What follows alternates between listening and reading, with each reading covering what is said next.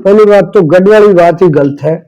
फुटबॉला जी चुनाव आ रहे हैं तो वो घोषणा की है जो फार्म भरने की, वो बबलू जी ने की कोई भावुकता में किसी कार्यकर्ता ने कर दी। 23 तारीख को अपन फार्म भरेंगे। अभी तो यहाँ तो 10-10 टिकट मांगने वाले हैं, वहां तो कोई एक भी टिकट मांगने वाला नहीं। कांग्रेस पार्टी की बजाय अगर ओला परिवार की ईस्ट इंडिया कंपनी कहें तो कोई अतिशयोक्ति नहीं। गाँव वाली रोटी बाजरे की, अगर कोई चटनी छाछ मिल जाए तो मजा ही आ जाए। मुझे तो मुश्किल हो रही है मार तो तारों को सिद्धराम कोई आदमी जैसे तो बताए मैंने बटेर की चटनी। हाँ बटेर की। प्रिंस ओलंपियाड में टैलेंट से बदले तकदीर और पक्का करें अमेरिका जाने का ख्वाब। 5th to 12th क्लास के बच्चे आज ही रजिस्टर करें और जीते करोड़ों की स्कॉलरशिप। नमस्कार, राम राम। मैं रिपोर्टर दिलराज। और झुंझुनू उपचुनाव है, पूरा राजस्थान का उपचुनाव है, बाको बिगुल है जो बज चुक्यो है और शंखनाद करबा को काम है। अठूं झुंझुनू राजेंद्र जी भामू बीजेपी का प्रत्याशी है। पहले तो आपने मोकली बधाई कि आप बीजेपी की तरफ प्रत्याशी घोषित किया गया हो। धन्यवाद आपके चैनल को और आपको। झुंझुनू को चुनाव बड़ो पेचीदा, क्योंकि कांग्रेस को गढ़ रही है और लगातार 7-8 बार ओला परिवार है, क्योंकि लगातार 4 बार तो बिया होगो और भी पहली भी तो 7-8 बार लगातार है जो कांग्रेस अठे राज करियो है। तो एक गढ़ ने ढाबा के लिए कहीं कुछ स्पेशल स्ट्रेटजी बनाई है। पहली बात तो गढ़ वाली बात ही गलत है। फुटबॉला जी चुनाव आ रहे हैं और उनके सपुत्र 3 बार लगातार आ रहे हैं, तो ये कोई गण की परिभाषा में नहीं आता। हर चुनाव की अलग परिस्थिति होती है। कभी हो सकता है पार्टी कोई आवा रही हो या कोई यहाँ कैंडिडेट पार्टी ने दूसरा कोई गलत चुन लिया हो, तो गण वाली कोई बात नहीं है। यहाँ भारतीय जनता पार्टी जो देश में और प्रदेश में जो काम कर रही है ना, उसके विजन के आधार पर अब की बार यहाँ विजयी होगी। काल जी आपको नाम घोषित हुई हो, थारा ही साथी बबलू जी है जगह बेबी आपको शक्ति प्रदर्शन किया जाए या फिर पार्टी उन जगह पे प्रश्न पूछ रहे हैं कि मेरी टिकट काट दी और बेबी एक विरोध है जो जाहिर कर रहा है, तो पार्टी के अंदर यान की जखी मतभेद वाली बात हुआ है तो नुकसानदायक को नहीं, नुकसानदायक तो तब होने जब वो चुनाव लड़े। ऐसा है कि कार्यकर्ता के साथ नेता 5 साल तक जुड़ा रहता है, उसमें ये सारी चीजें होती हैं भाई कि अपन आगे चुनाव लड़ेंगे। तो पहली बात तो ये है कि कार्यकर्ताओं को कोई भी निर्णय करने से पहले या किसी के साथ जाने से पहले उनकी राय ली जाती है। तो मुख्य रूप से तो उनकी राय थी। पहले उन्होंने ये मान रखा कि टिकट मेरे को पिछली बार दी और अपने आप को सक्षम मानते थे कि मेरे को मिलेगी। तो अब बताइए कि आप अपने को क्या करना है। तो एक तो राय के लिए किया था उन्होंने, ऐसा नहीं है कि वो चुनाव ही लड़ेंगे। और वो घोषणा की है जो फार्म भरने की, वो बबलू जी ने की कोई भावुकता में किसी कार्यकर्ता ने कर दी। 23 तारीख को अपन फार्म भरेंगे। दूसरा, उसमें मनभेद वाली कोई बात नहीं। देखो हमारा संगठन है वो केंद्र आधारित पर है, कार्यकर्ता यहाँ सर्वोपरि है, परिवारवाद का मामला नहीं है। कांग्रेस में तो क्या वंशवाद का मामला है। तो वहां तो लोकतंत्र का तो गला घोट रखा है कि 8 बार आप ही कह रहे हो। यहाँ क्या है, कोई भी जमीनी कार्यकर्ता को पार्टी चुनाव लड़ा सकती है, कई उदाहरण है। तो ऐसा उसमें भी कोई विरोध जैसी बात नहीं थी। हर नेता अपने कार्यकर्ता से राय मशुरा करता है, जो मंथन करते हैं उसके बाद ही कोई निर्णय होता है। और थोड़ा बहुत जो टिकट का आकांक्षी है तो उसको निश्चित रूप से यहाँ तो और भी कई सारे मांगे तो और भी मंथन कर रहे हैं। ऐसा नहीं है कि वही कर रहे हैं। तो ये चीजें तो पार्ट है कि लोकतांत्रिक पार्टी का सबसे बड़ी विश्व की कार्यकर्ताओं की पार्टी है। तभी तो यहाँ तो 10-10 टिकट मांगने वाले हैं, वहां तो कोई एक भी टिकट मांगने वाला नहीं है। तो वो कोई विरोध वाला मामला नहीं है। शेखावाटी देखा, आप सीकर देखा तो बहुत सारी बीजेपी की यानी की टिकट है, जठे बीजेपी बहुत सारी यानी की विधानसभा है जठे बीजेपी डायरेक्ट निकले, लेकिन एक विरोध जखो बीच में निर्दलीय कैंडिडेट आ जावे बिकी वजह हर बार पार्टी नी चीज को नुकसान हुआ है। हर बार जैसी कोई बात नहीं। फतेहपुर के अंदर हुए हो नहीं, विधानसभा चुनाव में होता है, वो कांग्रेस में होता है, बीजेपी में क्यों? कांग्रेस में कई जगह बागी खड़े हो गए, उससे उनको पार्टी को हार का सामना करना पड़ा। ये तो पार्ट है, इसमें कोई ये कोई परंपरा कोई कानून थोड़ी बन गई कि हमेशा ऐसा होगा। अभी परिस्थितियां बदली हुई है। पूरे देश में भारतीय जनता पार्टी तीसरी बार शासन में आई है। यहाँ कांग्रेस की सरकार थी, यहाँ बीजेपी की सरकार बनी है। अभी पड़ोस के राज्य में हरियाणा में सारे जो सर्वे, सारी मीडिया, जितने भी एग्जिट पोल हो, सब में कांग्रेस को बता रहे थे। तो इससे ये नहीं लगता कि आपको कि बीजेपी इतनी मजबूत स्थिति में है। बीजेपी की जो नीति है, बीजेपी के जो जन कल्याण के कार्य हैं, जो मोदी जी का विजन है, भजनलाल जी ने जो 10 महीने में कार्य किए हैं, ऐसे ऐतिहासिक कार्य किए हैं, चाहे आप शिक्षा का लो, स्वास्थ्य का लो, सड़क का, किसान का, महिला शिक्षा का, महिला की सुरक्षा का, दलित को ऊंचा उठाने का, फिर ये बेचारे रोजगार प्राप्त करने के छात्र किस तरह से पेपर लीक होते थे, उनके साथ एसआईटी बिठा के क्या किया। सबसे बड़ी बात तो यमुना जल समझौता है। बीजेपी के अंदर ऐसा थोड़ी होता है। हरियाणा का मैनिफेस्टो देखिए आप, उसके 5 नंबर पॉइंट में लिखा हुआ है यमुना जल समझौता। ये कोई लोकतांत्रिक पार्टी का ये वक्तव्य होता है क्या? जनप्रतिनिधि या सरकार बनने के बाद में उसका काम है कि जनता की सेवा करना और विकास के जो भी नए आयाम स्थापित करना।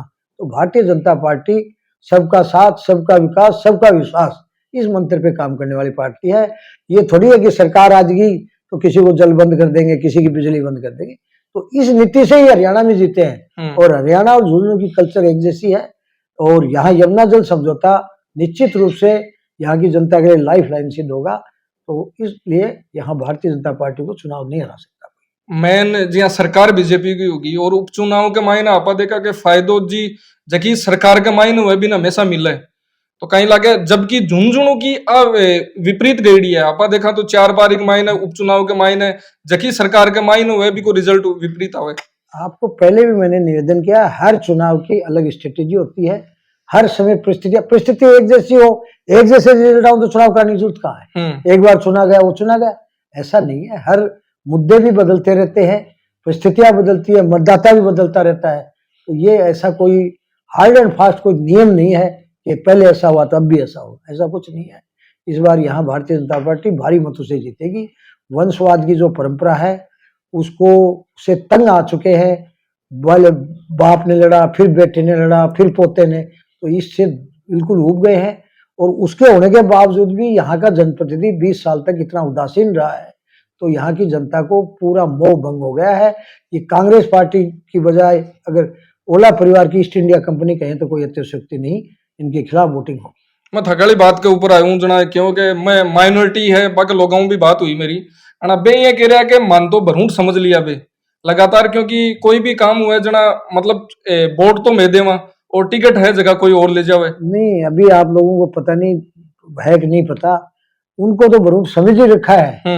अब उन्होंने ऐसी समाज को भरूट समझ लिया, वो एक और जोड़ दिया उन्होंने कि इनको 2 को तो जगह ही नहीं है कांग्रेस के, ये और नुकसान होने वाला है। ये बता, ऐसी समाज में भी, ऐसी समाज तो हरियाणा में बता दी हो आप। हाँ तो बता दिया, तो वो यहाँ भी अभी बताएंगे।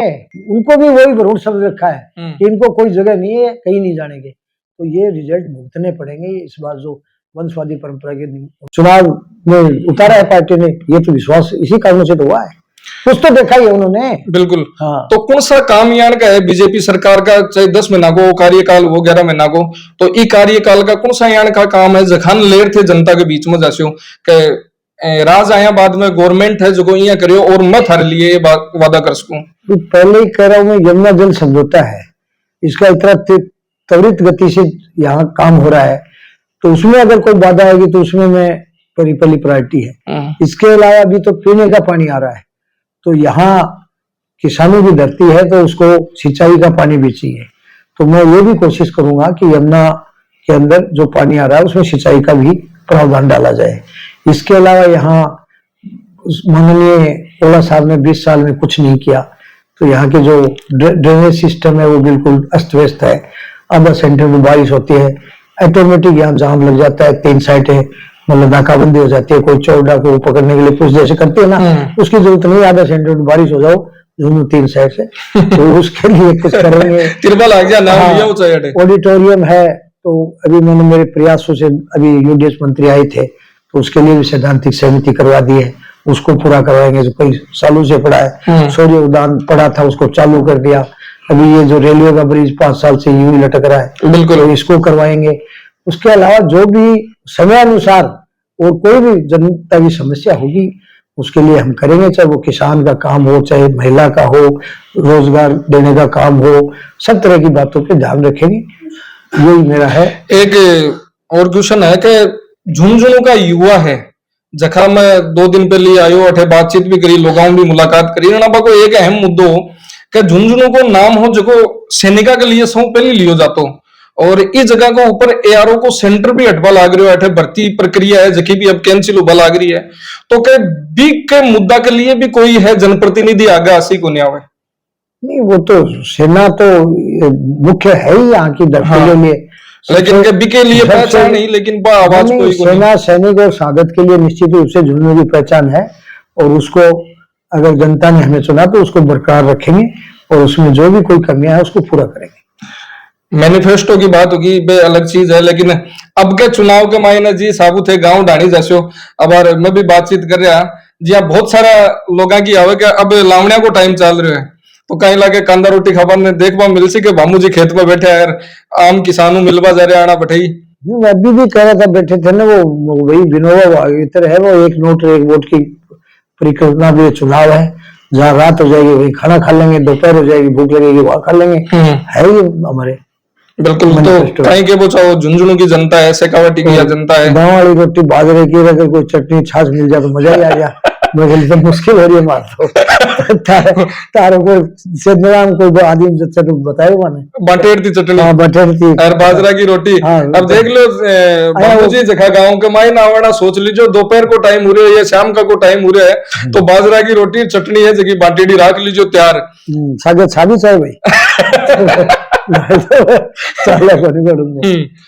तो कुछ लास्ट में कोई संदेश जनता के लिए? जनता का तो मेरे से विनम्र आग्रह है कि भारतीय जनता पार्टी ने मेरे जैसे एक साधारण कार्यकर्ता को बीजेपी का यहाँ उम्मीदवार बनाया है बाई इलेक्शन में, तो जनता को भी चाहिए कि पार्टी ने हमें जो विश्वास जताया उस पर लोग खरे उतरे और भारतीय जनता पार्टी को अधिक से अधिक मतों से जिताए, जिससे कि जो विकास के कार्य हालांकि भजनलाल जी की सरकार और हमारे माननीय मोदी जी की सरकार कर रही है, लेकिन अगर अधिक वोटों से जिताएगी तो हमारी प्राथमिकताएं कुछ और ज्यादा होंगी। बे डबल इंजन की सरकार में झुंझुनू भी ऐड हो जाए, फिर ऐड भी हो जाए, ज्यादा वोटों से जिताएंगे तो और प्राथमिकताएं बढ़ जाएंगी, हम मांगने की स्थिति में आ जाएंगे। एक छोटी सी बात और, चारों मेर चर्चा चल रही है कि ओ झुंझुनू को जखो गढ़ ओला परिवार को बतावे है बिन धातानी के बाबू जी मंत्री पद है जो अडीक वाला लाग रहे है।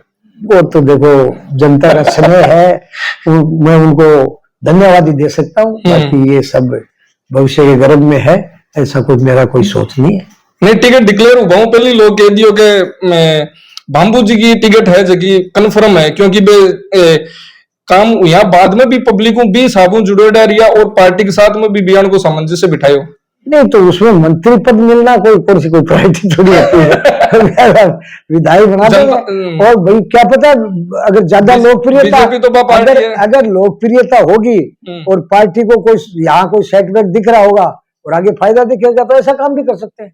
बीजेपी तो बा पार्टी है कि हम कार्यकर्ता हाँ बिल्कुल बिल्कुल बढ़ाते सर। बहुत बहुत धन्यवाद आपको हमारे साथ में जुड़वा के लिए। आपका भी धन्यवाद। धन्यवाद। राम राम सर।